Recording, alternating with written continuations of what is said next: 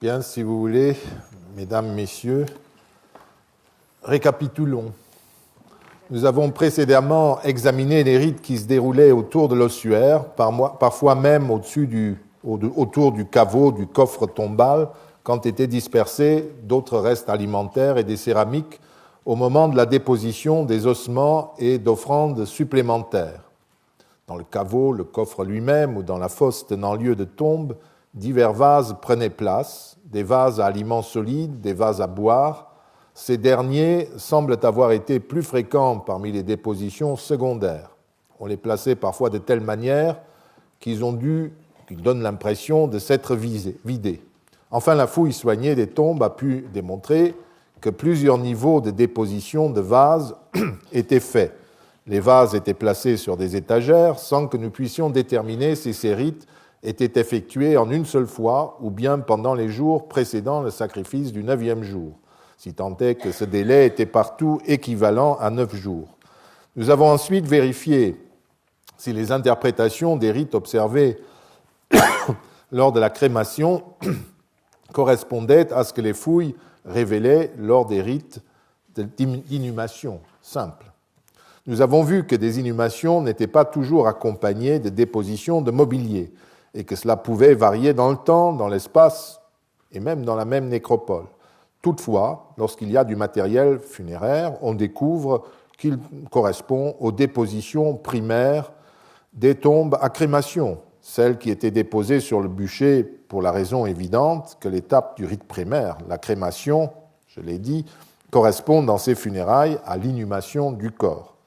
Nous avons observé que les dépositions dans les tombes se référaient surtout à la boisson et au parfum, et que celles qui étaient déposées sur le cercueil ou à ses côtés consistaient en parts d'animaux, de porcs notamment, et d'animaux entiers. Ceci vaut pour Rome, l'Italie, comme pour les Gaules et les Germanies. Pour l'instant, nous avons vu un seul rite, celui de cette tombe près de Rimini, qui nous permettent de faire des observations très précises. Et donc nous allons voir d'autres où nous avons finalement, cela commence à venir, des rites également très précis, des gestes lors des inhumations. À Le Pilon, à Marennes notamment, dans le Rhône, dans cette tombe tardive d'enfants de 10 à 14 ans, le mobilier est placé, vous le voyez empilé ici, à côté des restes du corps. Il est en fait placé à nouveau sur une étagère, à côté du cercueil. Une étagère où on a d'abord une lampe et un collier, et puis sur l'étagère même, vous avez un panier avec les ossements d'un poulet. Donc la restitution, on met le poulet entier, mais peut-être qu'il était plumé, on ne sait pas. D'autre part, ici, on a de nouveau le vase à viande et les vases à boisson. Donc c'est inversé dans ce cas-là. Dans la nécropole de Malbosc à Montpellier, à part une cruche qui se trouvait dans le cercueil même, à côté de la tête du défunt, un homme d'âge adulte, le reste du matériel à l'état fragmentaire et perforé. Et là, vous voyez un beau trou dans ce vase à boisson, semble-t-il, enfin à liquide. Le reste du matériel, à l'état fragmentaire et perforé, avait été déposé sur le cercueil. Entre parenthèses, voilà un de ces trous qui peut correspondre à un tuyau de libation ou à l'indication de l'entrée de libation. Pareillement, dans une autre série de tombes très, très spectaculaires qui ont été fouillées dans le Calvados à Vathon, j'en ai déjà parlé, près de Falaise, un mausolée contenait dans un cercueil taillé dans un tronc d'arbre le corps d'une femme d'environ 40 ans qui était enterrée sur le ventre, une pratique qui est attestée d'après Frédéric Blaiseau dans 10 à 20% des tombes de Lyon et de Marseille, sous l'Empire, et dans 20 à 40% des tombes en Rhône-Alpes et Languedoc. Donc ce n'est pas une pratique qui immédiatement nous renvoie dans certaines interprétations. Ça peut être banal. Dans le cercueil même se trouvaient 2 vases à parfum. Vous les voyez dans le cercueil. Et peut-être un 3e qui était très mal conservé. Une monnaie des années 140 à 144 de notre ère était déposée le long du tibia droit. Donc peu de mobilier, comme d'habitude. Pas un mobilier très surprenant. Ce qui est en revanche est très intéressant, ce sont les découvertes faites à l'extérieur du cercueil. Sur les banquettes, voilà comment on a trouvé l'un des vases à parfum, n'est-ce pas, qui était sur le corps vraiment, et qui ensuite s'est effondré. Ce qui était très intéressant, c'est ce qui a été trouvé sur ces banquettes qui longeaient le caveau proprement dit. Sur les banquettes donc, qui bordent les 4 côtés de la fosse du cercueil, les fouilleurs ont retrouvé des ossements d'animaux et des petits clous qui peuvent à nouveau provenir d'étagères ou de boîtes, comme dans les exemples précédents. Sur la banquette orientale, sans doute dans un coffre, reposaient des portions de cochon, les restes d'une poule et le corps d'une oie complète. Les portions de porc, un membre arrière, le grille costal, et un membre antérieur, étaient détachés l'un de l'autre, mais respectaient, comme nous l'avons vu dans les tombes de la Madeleine, la position anatomique, comme si l'on avait à nouveau voulu recomposer la partie concernée de l'animal. Toujours cette mise en scène qui renvoie au rituel, au côté artificiel de ce qui se passe. Un deuxième ensemble carné avait été déposé sur la banquette sud-ouest. Il contenait les restes, cette fois-ci, de 2 porcelets de quelques mois, de 3 poules et d'une oie, encore. Les squelettes paraissent avoir été, dans ce cas, presque complets. Ce qui a été relevé par les archéologues de cette nécropole, c'est le nombre d'animaux en cause et le dépôt de porcelets entiers, qui est rare à cette date, qui semblerait, dans ces régions, plutôt pratiquée au IIIe siècle. Là, nous sommes au IIe siècle. D'autre part, même si les ossements n'en ont pas gardé les traces, il est vraisemblable, d'après les archéologues, que ces viandes aient été cuisinées avant d'être déposées. En tout cas, il me paraît d'un côté certain que ces offrandes alimentaires étaient destinées à la défunte, car elles ont été déposées dans des coffrets ou sur des étagères prévus à cet effet. Il ne s'agit pas de restes de banquets autres jetés dans la fosse au moment de la fermeture et provenant par exemple du banquet des célébrants. Néanmoins, dans un cas, il s'agit d'un partage, car une partie de notre ami ici du cochon manque. Le reste a donc été utilisé et mangé par quelqu'un d'autre. La famille endeuillée.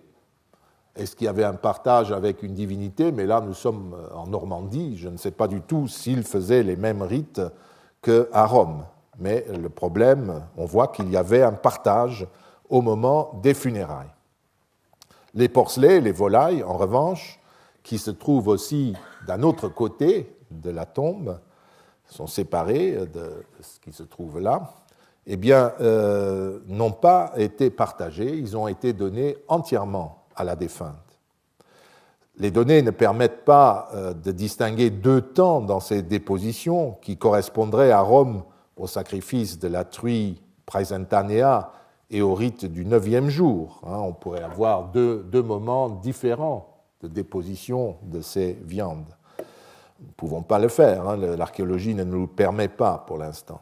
Il faut toutefois signaler que les porcelets ne sont manifestement pas partagés, mais entièrement offerts à la défunte, ce qui renvoie plutôt à une déposition style Holocauste, même si on n'a pas brûlé les victimes, on les a enterrées, on signale par là qu'ils ne sont pas à partager, mais qui sont entièrement offerts à la défunte.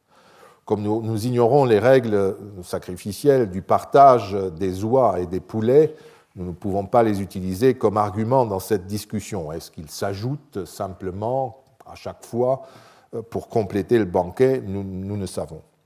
Toujours est-il que la victime entière, comme ces deux porcelets, etc., s'adresse uniquement au mâne du défunt, alors qu'une victime partagée est consommée par plusieurs partenaires rituels qui peuvent encore, avec une certaine prudence, se fréquenter, comme le défunt au moment qui prélude à son enterrement. Nous reviendrons à cette question, mais il est en tout cas évident que nous pouvons parler de sacrifices et de banquets sacrificiels auxquels participe aussi le défunt ou la défunte ici. Tous ces actes ont été liés à l'inhumation du corps dans le cercueil et la fermeture de celui-ci. Les restes alimentaires qui sont liés à cette déposition remplissent le même rôle que les aliments déposés dans la vaisselle que l'on trouve par ailleurs dans les tombes. Plus excitante encore est une découverte réalisée au-dessus de la fosse avec notre cercueil. À environ 1 mètre au-dessus du caveau contenant l'inhumation, a été découvert, vous le voyez ici, un squelette de bélier entier déposé dans une petite fosse située dans l'axe médian du mausolée. Ce squelette est bien conservé, mais il semble avoir été pendant un certain temps exposé aux attaques des prédateurs avant d'être recouvert peu à peu de terre. Il est vraisemblable que la déposition du bélier n'ait rien à faire avec la constitution de la tombe. Il y a presque 1 mètre, je crois, ou en tout cas une certaine ampleur de terre entre la tombe et ce squelette.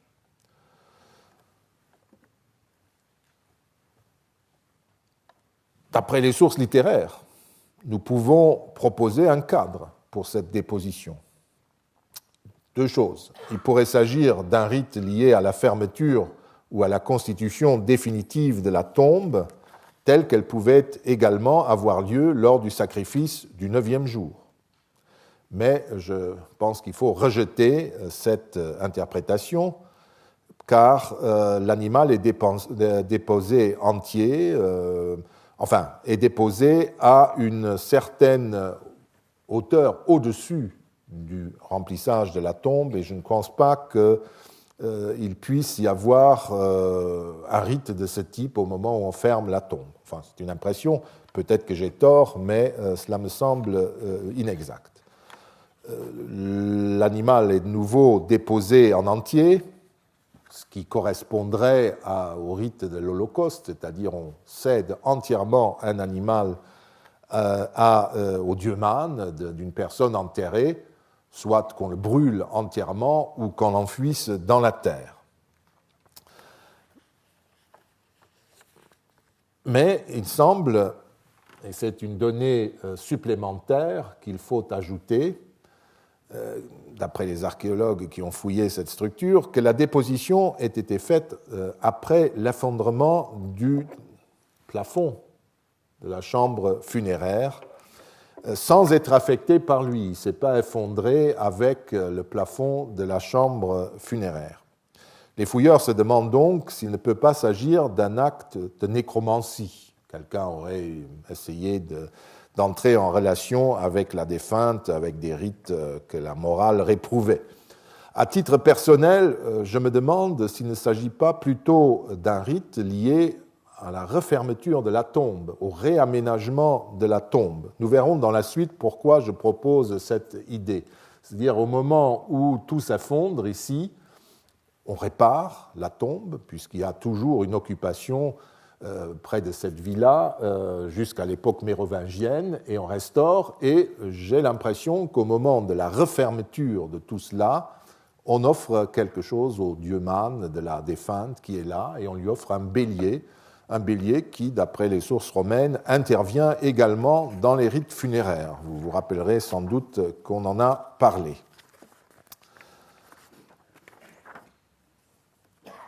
Voilà. Avant d'aller plus loin, maintenant, nous pouvons examiner si les tombes des défunts morts avant l'âge et les personnes dont la communauté avait peut-être peur étaient enterrées différemment d'autres personnes. Comme ici, dans l'interprétation des fouilleurs, que peut-on penser d'intervention extérieure sur le corps des défunts? Soit les rites pour les défunts prématurés, est-ce que leurs tombes sont particulières? Est-ce qu'on se protège d'une manière ou d'une autre? Et puis ensuite, nous verrons des rites beaucoup plus agressifs où on fixe manifestement des gens dans les tombes. Les décès des jeunes princes que nous avons déjà évoqués nous portent vers les funérailles que les Romains qualifiaient de prématurées. Certaines coutumes valant pour ces funera acerba sont conservées par Servius, le commentateur de Virgile, dans ses remarques sur les funérailles du jeune Pallas, dans l'Énéide. Le commentaire porte sur l'usage des torches pendant les funérailles que nous avons déjà évoquées. Servius écrit, je cite, « C'était encore davantage la coutume romaine que les impubères soient enterrés de nuit à la lumière des torches, afin que la maison ne soit pas souillée par des funérailles prématurées d'un enfant.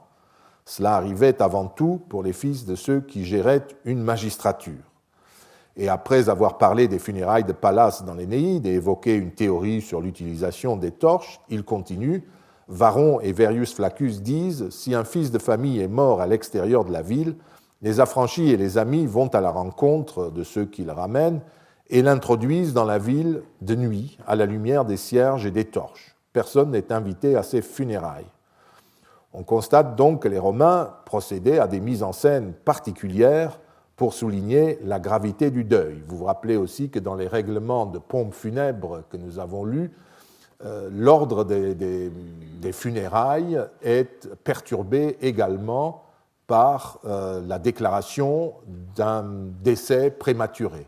Il a immédiatement la préséance, comme si on voulait se débarrasser au plus vite de ces cas. Et à ce moment-là, les funérailles sont réduites à l'extrême, d'après ce qu'on dit. Ça dure même jusqu'au IIe siècle, plus que Plutarque et en pays grec, dans une consolation à sa femme. C'est un exercice convenu qu'on fait au moment d'un deuil. Les auteurs écrivent des consolations pour leurs proches. Ils avaient perdu un enfant. Et il dit que là, finalement, pour ce décès, il n'avait invité personne. Ça a été fait dans l'intimité familiale, comme nous le disons. Ces rites sont brièvement évoqués aussi quand les corps des princes impériaux du début de notre ère sont ramenés à Rome. Tibère a même appliqué cette coutume des funera acerba aux funérailles de Germanicus contre la voix de ceux qui réclamaient pour le prince des funérailles publiques en grande pompe. L'empereur apparaissait ainsi se conformer aux vieilles traditions, austérité d'abord. On ne célèbre pas deux fois des funérailles, puisque Germanicus arrive à Rome dans une urne que porte sa femme, et d'autre part, on applique la pratique des funera acerba pour montrer le chagrin. Mais en fait, d'après cette mauvaise langue de Tacite, il évitait ainsi un étalage de l'énorme popularité de Germanicus, alors que pour lui-même, la popularité était très basse. Tout cela nous semble dire qu'il se passe quelque chose avec les jeunes qui meurent avant l'âge. Les inscriptions, et notamment les poésies funéraires, ont conservé des témoignages de ce type de funérailles. Une inscription trouvée dans la nécropole de Classe et près de Ravenne évoque la mort de la petite Herenia Hilaritas, je traduis, fille très douce, qui vécut 9 ans, 6 mois et 11 jours. Aurelius Antoninus, sous-officier, optio, et Herenia Marcellina, ses parents, ont fait cette tombe contra votum, contrairement à leurs vœux. Herenia Marcellina, l'expression contra votum peut bien sûr être une mention vague qui exprime la tristesse des parents qui n'avaient vraiment pas souhaité cela.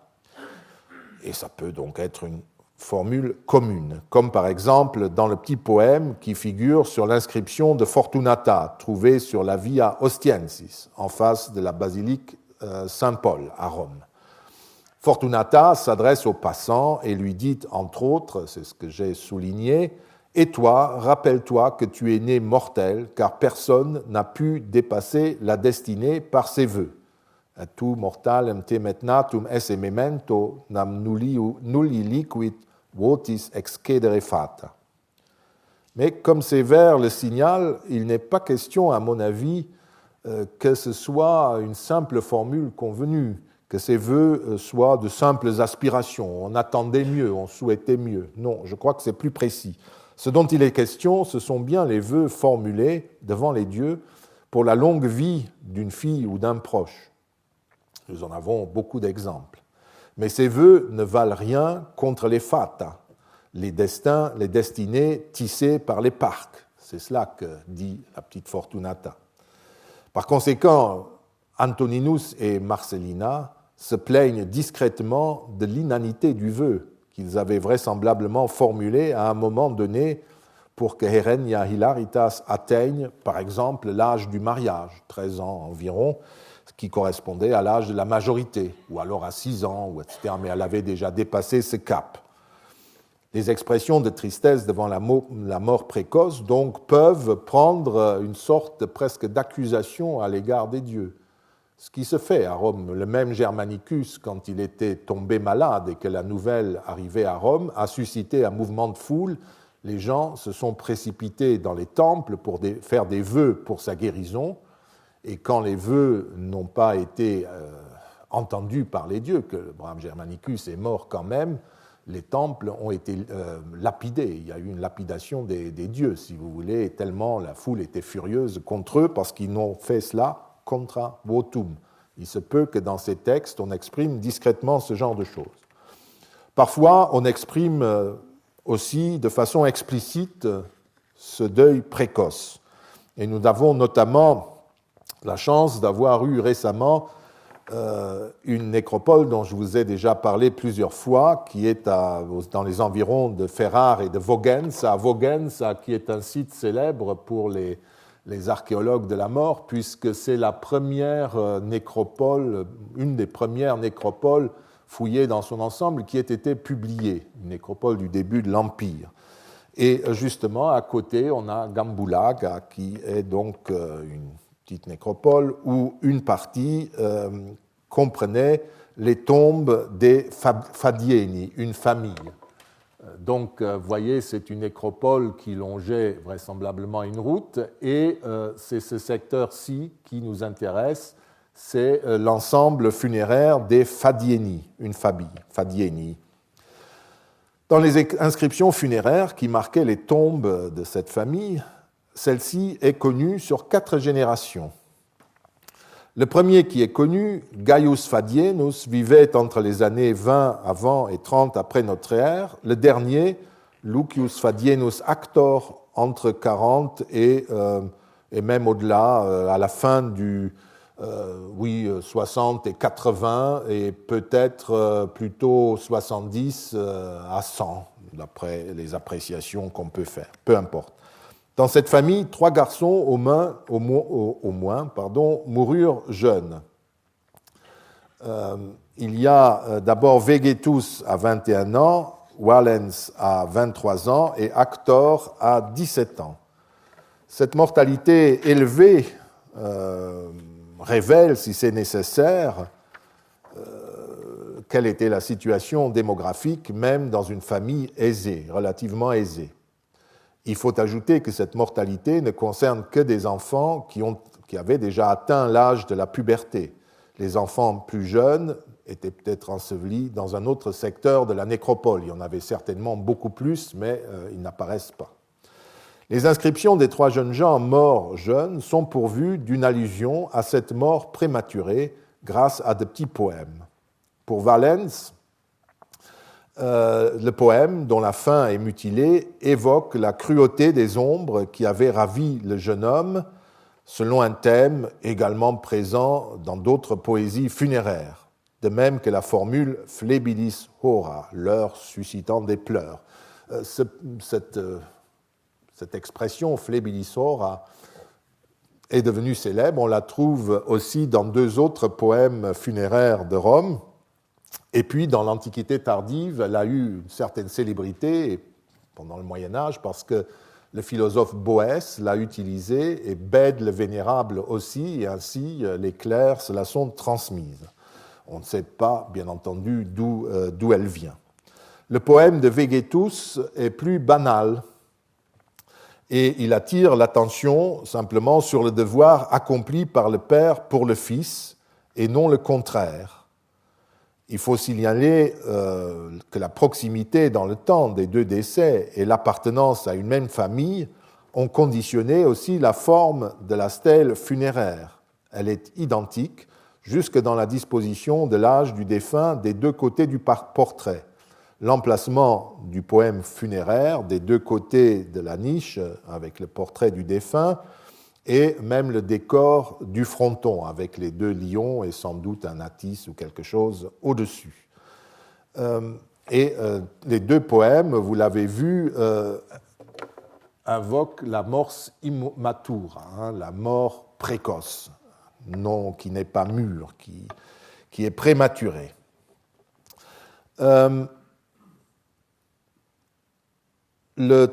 Si la stèle du troisième jeune homme, Actor, ressemble aux deux premières par sa structure générale, en figurant le jeune défunt dans une niche et les parents dans l'autre, la disposition et le modèle sont différents. Vous apprécierez aussi la différence des portraits qui pourtant sont effectués dans le même lieu, la même famille et sensiblement à la même époque. La famille a dû recruter un sculpteur et un rédacteur différents pour la stèle, car le poème est émaillé de fautes d'orthographe, je vous les signale, qui ne déparaît pas une copie d'examen de nos jours. L'ensemble est moins soigné, et le deuxième poème est même copié, les fautes en plus, de la stèle de Valence. Je vous le montre tout de suite, mais vous voyez ces portraits qui sont très différents je crois que j'ai une image où on a les deux. Vous voyez, c'est vraiment la même structure, mais les portraits, regardez là, l'historien d'art italien Bianchi Bandinelli aurait apprécié ces représentations dans la même famille, à une génération de distance. On utilise les mêmes schémas, c'est peut-être toujours le même atelier, mais là, il fait dans le réalisme hellénistique. Ici, il fait dans un art expressionniste qu'on attribuerait à des périodes plus tardives, mais qui existaient déjà à l'époque républicaine et que Bianchi Bandinelli appelait en son temps l'art plébéien. Là, vous avez un bel exemple de l'inanité de ces séparations. Ce sont les mêmes ateliers qui font cela. Mais manifestement, il y avait eu un glissement culturel parce que d'abord, ils ont copié les poèmes précédents. Si vous avez lu, vous verrez que c'est la même chose. Et puis, il y a bien sûr les perles orthographiques en plus. Sur les autres stèles des Fadieni, que nous ne voyons pas, ce n'est pas la peine, puisque ça ne nous intéresse pas, il y a aussi parfois des poèmes funéraires, mais bien sûr, ils ne parlent jamais de la mort prématurée. Alors, ce qui est extraordinaire dans ce cas, c'est que nous avons aussi les tombes. Nous n'avons pas seulement les poésies, comme c'est réellement pour les autres poésies funéraires le cas. Ici, nous avons tout. Et si nous examinons brièvement les tombes elles-mêmes, qui ont pu être fouillées, nous ne découvrons pratiquement aucune différence par rapport aux tombes des autres Fadieni. Ce sont des tombes banales, disons. Donc, apparemment, pas de rite particulier. Regardons la tombe de Valens, qui mourut donc entre 20 et 40 de notre ère, et qui était âgé de 23 ans, et qui se trouvait, donc la tombe est là, derrière la stèle. Vous voyez comment tout cela se trouvait au moment de la découverte, avec une petite mensa ici, et la tombe elle-même, qui est donc, voilà la stèle, la tombe est ici. L'ossuaire est abrité par deux tuiles en capucine, que vous voyez là, bloquées par deux tuiles placées aux extrémités. Là, vous les voyez en vision zénitale. Contre la tuile droite, située au nord-ouest, était placé un petit pot en terre cuite à parois minces. Dans la tombe elle-même se trouvait l'ossuaire en terre cuite. Voilà l'ossuaire en terre cuite, le numéro 6, avec son couvercle. Une monnaie datant de 22-30 après notre ère, ainsi qu'un plat, une coupe de dimension réduite. Vous voyez. Et enfin, 2 balsamères en verre. Vous les avez en bas. Dans une fosse contre la tombe, vous l'avez vu, elle était un peu plus loin, ont été retrouvés dans les cendres 2 clous, une cruche en terre cuite, numéro 15, une lampe, le numéro 16, 16 balsamères et des restes carbonisés de figues, de dattes et de sainfoin, donc des offrandes végétales. Si des balsamères avaient été déformés légèrement par la chaleur, regardez celui-là qui a pris un coup de chaud, celui-là aussi, etc. Soit parce qu'ils avaient été trop près de la chaleur du bûcher, ou alors que les cendres, au moment où on les a déposées, les aient déformés. En tout cas, la cruche et les autres objets n'étaient pas déformés. En surface a été trouvé le grand clou numéro 1, qui est la seule chose qui soit un peu intéressante ici. Et puis le fond d'une amphore. Non. Voilà, c'est dans cette fosse qu'on trouvait tout cela, et il y a le fond d'une amphore, et c'est là qu'on a trouvé également ce clou. La tombe donc était fermée d'une tuile et l'amphore était plantée dans la fosse avec les cendres. La deuxième tombe, celle de Vegetus. Alors voilà une image justement de la tombe, comment il faut se représenter ces tombes avec un autel funéraire visible de la rue, n'est-ce pas, avec sa table. Derrière, il y a la tombe, le caveau fermé par une tuile, et puis la fosse avec l'amphore planté dedans. La deuxième tombe de Vegetus, qui est décédé entre 20 et 40 à l'âge de 21 ans, n'est guère différente. La fosse de la tombe est placée derrière la stèle, vous voyez la stèle, la tombe. Elle contient sous une couche de cendres une amphore retournée qui sert de couverture.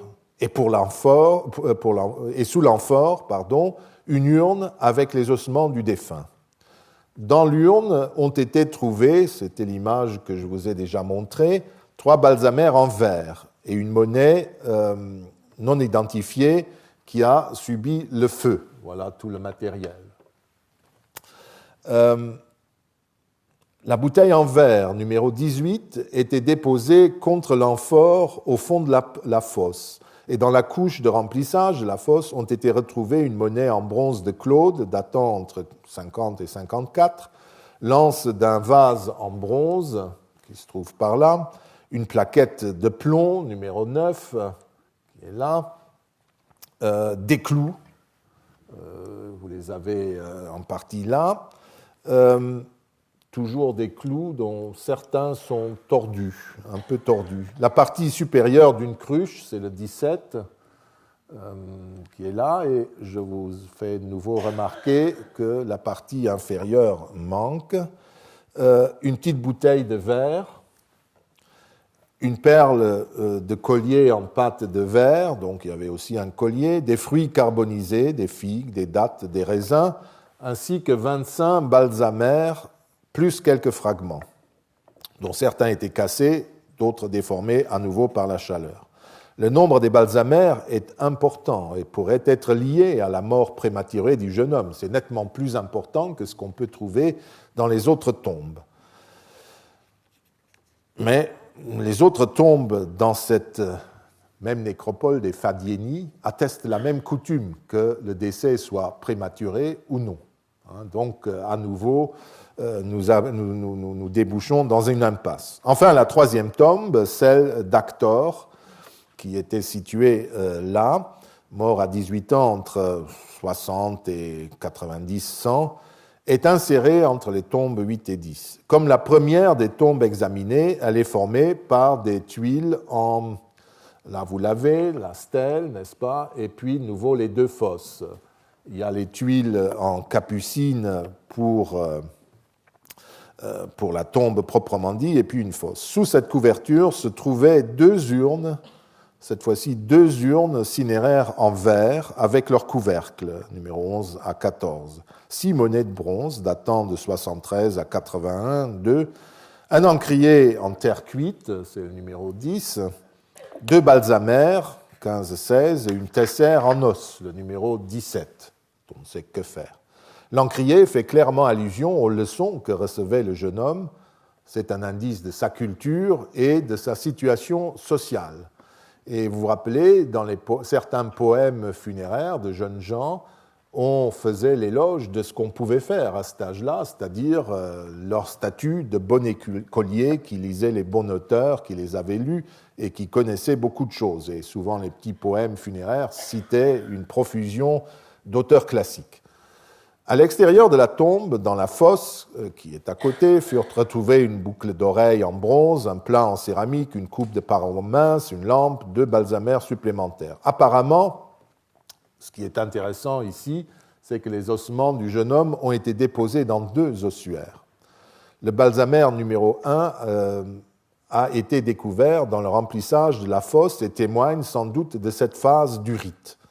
On constate que pour cet adolescent, en tout cas, les balsamères sont beaucoup moins nombreux que dans les 2 autres, ce qui montre l'inutilité d'une recherche sur les motifs de la déposition des parfums par les assistants, même en général, puisque vous voyez, même dans cette catégorie des morts précoces, ça change de 40 à quelques unités. Peut-être, c'est une idée qui m'est venue en lisant ce dossier, c'est simplement le nombre d'assistants à cette cérémonie qui détermine le nombre de vases à parfum. Vous vous rappelez qu'il est d'habitude, nous l'avons vu à propos des funérailles de César, qui sont bien documentées, d'apporter du parfum et de l'encens aux funérailles, de les offrir en cadeau quand on exprime ses condoléances ou quand on va voir le corps, comme c'est le cas pour les grands hommes. Il est très possible que quand il y a beaucoup de monde, chacun jette son petit vase à parfum. C'est tout à fait imaginable, mais nous ne pouvons pas dire plus. Il faut ajouter que dans 2 des tombes examinées, celles de Valens et de Vegetus, ont été retrouvées dans les ossuaires et dans les fosses à cendres des fragments d'os carbonisés de porc. Il peut être significatif que la tombe d'Actor ne contienne pas de restes animaux sans que nous sachions pour quelle raison. À 18 ans, il était déjà adulte et on ne voit pas pourquoi lui n'aurait pas bénéficié des rites d'adulte, mais c'est comme cela. En tout cas, ces tombes qui témoignent des fréquentes disparitions de jeunes gens et d'adolescents, qui sont clairement marquées comme des tombes de jeunes gens morts avant l'âge, ne constituent apparemment pas une catégorie particulière de tombes. Ce ne sont en tout cas pas des tombes qui ont été l'objet de rites particuliers de défense contre les morts insatisfaits de mourir si jeunes, ou bien d'utilisation de leur colère pour la diriger vers autrui. Puisque nous avons posé la question des tombes particulières, nous pouvons examiner quelques tombes qui révèlent des aspects des rites funéraires qui sont moins apaisés que ceux que nous avons vus jusqu'à présent. Il s'agit donc là de rites de défense et de défiction. La littérature antique et les rites de la fête des Lemuralia, dont nous avons déjà parlé, évoquent l'insatisfaction de certains défunts, notamment ceux qui sont morts jeunes et qui n'ont pas reçu une sépulture correcte et qui viennent hanter les vivants. D'autre part, il est courant aussi que des sorciers ou des individus pratiquant la magie se servent des tombes pour se protéger ou pour nuire à d'autres en exploitant l'amertume de certains défunts. On va voir des sorcières ou des sorciers qui habitent dans des nécropoles pour leur demander de contraindre les morts à collecter des informations aux enfers qui puissent servir évidemment les clients du sorcier. Apulée, dans son procès de magie, dont le texte La Défense est conservé, l'Apologie, évoque aussi ceux qui utilisent les tombes des enfants pour célébrer des rites magiques. Enfin, les communautés paraissent s'être parfois protégées contre la malfaisance des défunts que l'on soupçonnait, pour une raison ou une autre, de nuire à leurs concitoyens au-delà de leur mort. Plus généralement, dans la mesure où les rites de la mort avaient pour objectif d'opérer et de représenter la séparation entre les vivants et les morts, les funérailles comportaient souvent quelques rites traduisant cette altérité des défunts. Une première question se pose donc, qui est de savoir si certaines pratiques qui concernent à détruire la vaisselle funéraire représenteraient la conséquence d'un geste rituel banal ou bien sont le résultat d'éléments extérieurs. On a ainsi pu constater qu'autour des tombes, comme ici à Pompéi, gisaient de nombreux gobelets ou balsamères fragmentés. Les inventeurs supposent qu'il s'agit des offrandes placées en surface lors des commémorations annuelles et qui ont ensuite été piétinées. On peut tout aussi bien supposer qu'elles aient été jetées par terre, comme il convient de le faire pour les offrandes à ceux d'en bas. D'après le dictionnaire de Paul Diacre, résumant celui de Festus, l'expression « inferiae », offrande au dieu Man, est écrite en ces termes. Inferiae est le nom pour les sacrifices qui sont offerts au dieu Man. Même si toutes les offrandes sacrificielles peuvent être mises en relation avec le terme inferio, inferius, qui comporte un renvoi à ce qui est en bas, à ce qui va vers le bas, puisqu'on peut aussi verser vers le bas sur un autel, il semblerait cependant que le terme soit particulièrement adapté pour les offrandes au dieu Man. Dans un texte de Virgile, par exemple, le rite funéraire en l'honneur d'Anchise, le père d'Énée, se fait par terre. Vous voyez qu'Énée, célébrant cette première commémoration de l'anniversaire de la mort de son père, il procède aux libations conformes à la tradition. Il répand par terre 2 coupes de vin pur, funditumo, etc. Et il jette aussi par terre des fleurs, etc. Pareillement, on jetait par terre les offrandes aux divinités qui résidaient à la surface de la terre, comme par exemple les dieux Lar ou la Mater Larum, la mère des Lars, une figure divine à laquelle les frères Arval jettent son banquet sur la voie qui mène au temple de Deadia. Vous voyez qu'il y a 2 sacrifices, un premier dans le temple à Deadia et à cette Mater Larum, et à Deadia sur une table, on sacrifie sur une table, et à Mater Larum sur une motte de gazon posée par terre. Elle reçoit tout par terre. Et ensuite, Deadia reçoit quelque chose sur son autel, à l'extérieur du temple, des boulettes et des galettes. Ensuite, les prêtres reviennent dans le temple, ils prient et touchent des marmites avec des bouillies, pultes. Ensuite, ils sortent du temple et ils jettent sur la montée son repas à la mère des Lars. Januis apertis perclivum matrilarum kenam jactaverunt. Tout ce qui concerne ceux de la terre ou ceux d'en bas est jeté. Donc on peut se demander si ce qui se trouve autour des tombes ou dans les tombes n'a pas été jeté. Je l'ai déjà dit. C'est pour cette raison aussi que souvent les balsamères situés dans les ossuaires ou dans les cercueils sont brisés. Ils sont jetés sur ou dans le contenant. La pratique est même attestée sur les bûchers. Là, sur Notre-Dame qu'on a vu tout à l'heure, n'est-ce pas, deux balsamères, l'un dans le sarcophage, d'autre à l'extérieur, sont fragmentaires, alors qu'on a bien fouillé et que rien n'a été enlevé. On les a jetés, ils ont explosé sur place. Mais c'est un rite d'offrande et pas de protection. Frédéric Blaiseau donc, a noté aussi qu'après la crémation, des cruches ou des amphores étaient fréquemment brisées intentionnellement sur les bûchers. Il est vraisemblable que là encore, les récipients contenant du vin aient été jetés ou cassés afin de permettre au liquide qu'ils contenaient de se déverser sur les ossements du défunt. Ça permet de laver notamment les ossements. Des doutes se sont, je vous l'ai dit, élevés contre cette interprétation du bris intentionnel de ces vases. C'est une première objection. On voit déjà qu'il ne s'agit pas de rites de protection. Moi, je pense plutôt à des rites d'offrande particuliers. Mais il y a eu une deuxième contestation de cela qui constate, avec d'autres chercheurs, qu'il y a des fragments de poterie, comme ceux que je vous ai montrés, qui portent des traces de brûlure passant au-dessus des cassures, et qu'on trouve aussi, oui, dans ces trois exemples. La céramique sigillée et morcelée en petits fragments. On peut se demander, effectivement, si ce n'est pas le cas. Mais comme je vous l'ai dit, on peut l'exclure également.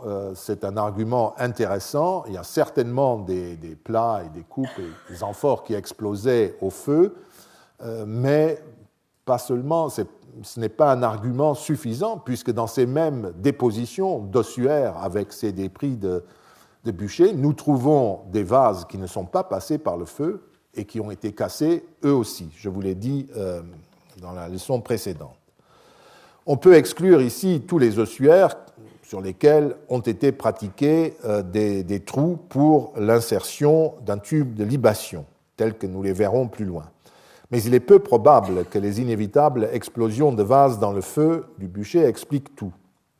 Je vous l'ai dit, que fait-on avec les vases qui sont entiers dans les tombes et qui sont quand même troués, comme par exemple à Kabas, ici, à la Calade, je vous l'ai montré, ou à Mouzarn, nous avons aussi de nouveau des vases qui ont été maltraités, de nouveau ce trou significatif qui, lui, doit être autre chose, c'est un renvoi à la libation. Là, il y a des trous qui sont pratiqués, des piquetages, aussi un ébréchage d'une partie des lèvres, et puis là, c'est très clair, il y a un joli petit coup qui a été pratiqué dans le vase pour symboliser, comme j'ai dit, que ce n'est plus un vase qui puisse être utilisé. Et d'ailleurs, le dernier, je l'ai déjà montré, prouve aussi que ce genre d'argumentation ne nous mène pas loin. Plus généralement, Frédéric Blézeau a souligné qu'il n'est pas simplement question de vases brisés, mais que les vases brisés qui se trouvent dans les tombes sont fréquemment incomplets aussi. J'en ai montré plusieurs exemples aujourd'hui même. Soit leur col manque, ou à moitié, ou entièrement, soit ils n'ont pas de fond. Et elle conclut que ces mutilations énoncent que ces vases sont impropres à être utilisés. En d'autres termes, il s'agit de vaisselle rendue méconnaissable et impropre à l'usage quotidien. Son altérité traduirait donc son appartenance à un autre espace, l'espace funèbre, et au rite de la mort, à l'image des comportements dont les textes littéraires rendent compte. Frédéric Blézeau va même plus loin. Elle relève que dans certaines tombes, une partie des vases est brisée avant le passage au feu. Une fois, une autre est passée au feu sans être cassée, comme dans une tombe bûchée, par exemple, où la cruche est brisée et jetée dans sa fosse avant la fermeture. Vous avez ici une tombe bûchée avec le matériel qui est au fond, et avant la fermeture, une cruche. Tout cela recolle et jeté au-dessus des restes du boustum. Il ne s'est pas passé par le feu. Donc là, on a un bel exemple d'un rite supplémentaire de jet qui vient s'ajouter à ce qui s'est passé auparavant. Tout cela, ce sont des raisonnements qui, bien sûr, sont hypothétiques, mais fondés sur un certain nombre de témoignages. Ils ne sont pas du tout impossibles, car ce genre d'opposition devait continuer à se dérouler pendant les rites funéraires, même si les textes littéraires ne commentent plus ces phases-là des funérailles et du comportement, et si on le sait uniquement pour le deuil en général. Un autre aspect des rites concernant la vaisselle du défunt et jusqu'à son corps paraît confirmer ces suppositions. La tombe de la Calade à Kabas, que nous avons mentionnée plusieurs fois dans le Var, révèle quelques données étonnantes qui ouvrent la voie. Il s'agit d'une tombe de la fin du IIIe siècle de notre ère qui contenait les restes d'un garçon de 4 ans inhumé, dont uniquement le crâne a survécu dans un état très mal conservé. Entourée de tuiles, la tombe contenait un cercueil en bois sans fond ni couvercle dont témoignent des clous dans les 4 coins. Vous avez là des clous de cercueil, n'est-ce pas? C'est assez classique, ça ne pose aucun problème. Les dépositions sont extraordinaires en revanche. D'abord, sous le crâne du garçon se trouvent 4 clous.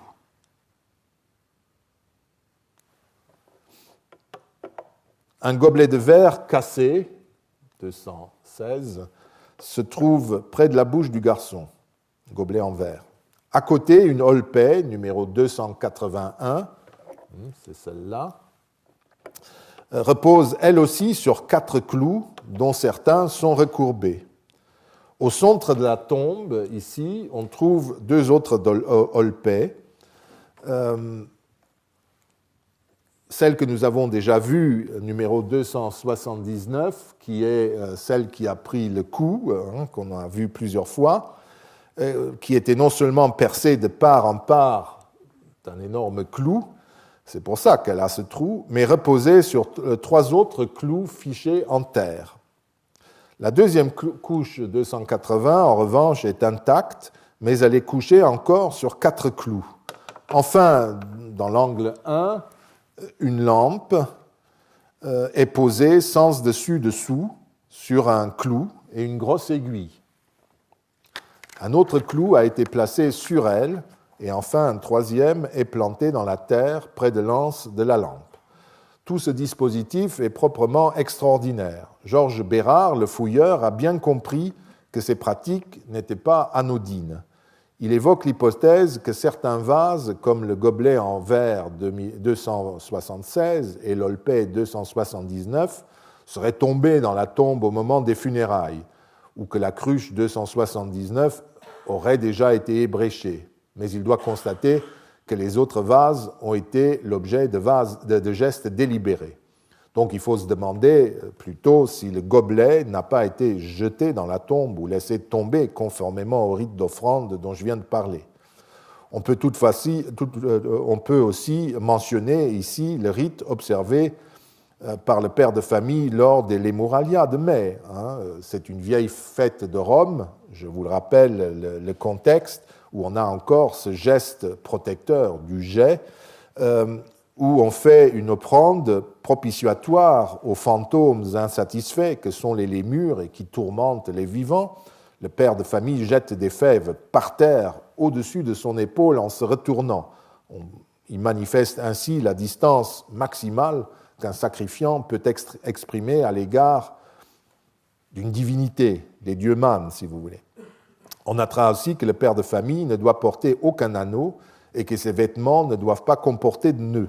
Il ne doit jamais symboliser l'implication et le lien avec qui que ce soit ou quoi que ce soit. Tout ceci nous permet de supposer que le jet et le bris de vase, comme ici, pourraient traduire la même intention de mise à distance des destinataires de l'offrande. Mais il y a encore autre chose. L'holpée 279, comme les 2 autres, ont été déposées chacune sur des clous, dont certains étaient recourbés. Et la 279, en outre, était traversée d'un gros clou. Tout cela n'est pas... La lampe aussi est posée sur un clou, un autre la couvrait, etc. Tout cela n'est pas dû au hasard. Georges Bérard a parfaitement raison, à mon avis, d'évoquer prudemment, certes, à ce propos, ce qu'il appelle l'enclouage des morts.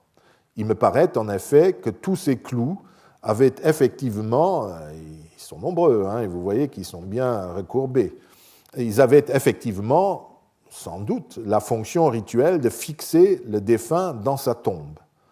Or, dans ce cas-ci, il s'agissait d'un garçon de 4 ans, donc d'un décès prématuré. J'en déduirais que, contrairement à ce que nous avons observé à Santa Catarina di Gambulaga, les parents du jeune défunt jugeaient que ce décès précoce, ce funus acerbum, comportait des risques pour les survivants et ont procédé à des rites particuliers.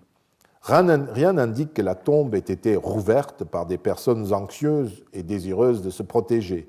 Il s'agissait au contraire de rites qui ont été délibérément pratiqués au moment des funérailles. Là encore, nous pouvons supposer que les rites variaient de famille en famille, de région en région. Il y a des gens superstitieux et il y a des gens qui ne le sont pas.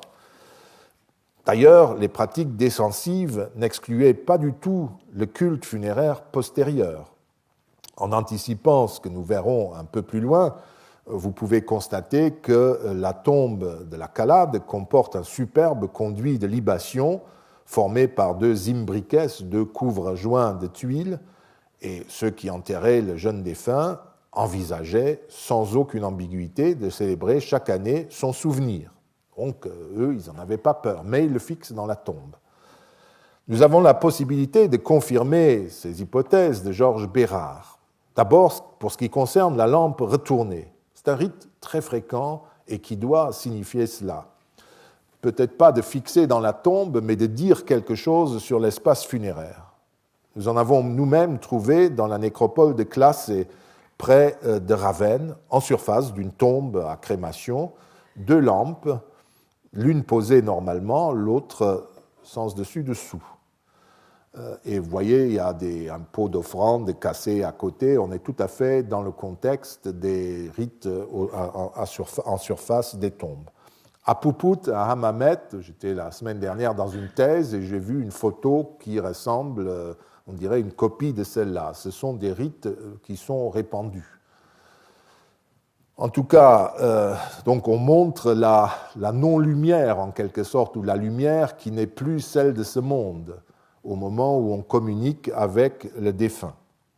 En tout cas, il faut constater aussi que nous ne pouvons relever de telles pratiques que dans les tombes à inhumation, la plupart du temps, pour des raisons évidentes, et à l'extérieur des sépultures, pour ce qui concerne les crémations. Mais, comme nous pouvons nous y attendre, les conduites rituelles de défense ou de représentation de l'espace funèbre sont les mêmes, qu'il s'agisse de crémations comme ici, ou de tombes à inhumation. Le jeu avec les positions des lampes le démontre. Il y a mieux. Une exposition récente organisée à Castelfranco Emilia, près de Bologne, était précisément consacrée aux sépultures anomales, comme ils disent, aux rites de sépulture défensifs. 3 tombes nous concernent. La première est une inhumation d'hommes découverte au moment de la reconstruction de la gare de Bologne. Un clou est fixé sur le sommet de son crâne. Un autre est enfoncé dans son orbite droite. Un 3e pénètre derrière l'oreille droite. Un 4e près de la clavicule. Près de la tête, un anneau est fixé par 2 clous à la terre. Ce n'est pas fini. 2 autres clous sont enfoncés dans l'avant-bras et le pouls droit, le fixe donc contre la poitrine. Un dernier perce le sternum. Je crois qu'aucun doute n'est permis. Il ne s'agit pas d'un corps torturé, mais d'un cadavre fixé dans sa tombe. L'anneau nous intéresse aussi. Dans la tombe de la Calade, également, gisaient près de la lampe 2 anneaux, rappelez-vous. Ce n'est pas un hasard, je crois. Un anneau constitue un lien. Le flamine de Jupiter, par exemple, pour prendre un exemple plus réjouissant, c'est-à-dire le prêtre du dieu souverain qui ne peut supporter aucune limitation, aucune contrainte, n'a pas le droit de porter un anneau qui ne soit entier, fermé. Il faut toujours qu'il soit ouvert. Jupiter ne peut être soumis à aucune contrainte. Et donc, même son prêtre doit porter ce symbole de la toute-puissance, qui ne peut pas supporter de limitation. Je viens de citer aussi le cas du père de famille, Ole Moralia, qui ne doit pas avoir d'anneau fermé, ni de vêtements noués. Placer 1 ou 2 anneaux dans une tombe de cette manière-là, ce ne sont pas des objets personnels, pas question de cela, ou fixer un anneau par terre avec 2 clous peut vouloir dire, à mon avis, que l'on crée un lien entre le défunt et la tombe, un lien indestructible. Enfin, la pratique de poser une lampe à l'envers, comme pour signifier qu'il s'agit de la lumière autre, entre à nouveau dans la catégorie des énoncés de l'altérité du défunt. Passons. En tout cas, Notre homme a manifestement été traité après sa mort pour des raisons que nous ne pouvons pas savoir. Et pas davantage, nous ne saurons ce qui est arrivé aux malheureux de la tombe 161 du chantier de la gare de Bologne. Ça continue. Couché sur le ventre, la tête sur ses chaussures cloutées. Vous voyez ces petits points rouges, ce sont les clous des semelles romaines, n'est-ce pas, qui sont la tête couchée sur les semelles de ses chaussures. Il a une blessure circulaire dans le flanc, reconnaissable dans l'os du bassin, bien entendu, qui provient sans aucun doute du gros clou qui repose sur son dos, à nouveau. Le rite est plus simple ici, mais comporte l'inhumation face contre terre, qui paraît ici pouvoir faire partie du rituel de conjuration et qui condamne en quelque sorte ses chaussures qui lui permettent de partir, si vous voulez. Mais il ne faut pas exagérer ici. Le clou et le geste trahi par l'os du bassin peuvent renvoyer à un rite protecteur de défense. L'inhumation face contre terre peut renvoyer à autre chose. Je vous rappelle que Frédéric Blézeau a montré que l'inhumation face contre terre varie entre 10% et 40% sous le Haut-Empire dans le midi de la France. En revanche, à Cologne, un enfant de quelques années est inhumé face contre terre et il a lui aussi une blessure à la tête. Bien entendu, il peut s'agir d'un accident militaire ou un accident tout simplement, mais enfin, il faut le noter. De même, au Mas des Abeilles, une tombe près de Nîmes, une tombe de ce type, datant du 1er siècle de notre ère, est connue. L'individu est enterré ventre contre terre, vous le voyez, mais sur 4 vases. Sous la tête se trouvait une cruche brisée, incomplète, ça ne vous étonne pas, dont plusieurs fragments étaient dispersés sous les membres inférieurs, ce qui laisse penser que ce sont les éclats de la cruche jetés dans la tombe avant la déposition du corps. Sous la hanche, un petit pot était posé, mais à l'envers. Sous le genou gauche, une bouilloire brisée et incomplète, ça devient un refrain. Sous les chevilles, un fond de cruche à l'envers. On trouve donc dans cette tombe du Mas des Abeilles des rites qui nous rappellent la cabasse, qui nous rappellent d'autres rites, ou ceux de la gare de Bologne, tous associés. On voit qu'il y a des degrés de gravité des rites pratiqués, mais je crois que Bologne, dont nous verrons la prochaine séance, d'autres jolis exemples, sont, je crois, dans l'échelle des possibilités assez loin et montrent que certaines personnes avaient peur et que dans une nécropole tout à fait banale, comme celle de la gare de Bologne, on peut trouver des tombes aussi peu rassurantes, si vous voulez. Je vous remercie. Ce ne sont pas des contes de Noël que je vous ai présentés, mais je me permets de vous souhaiter à toutes de joyeuses fêtes de Noël et une bonne fin d'année.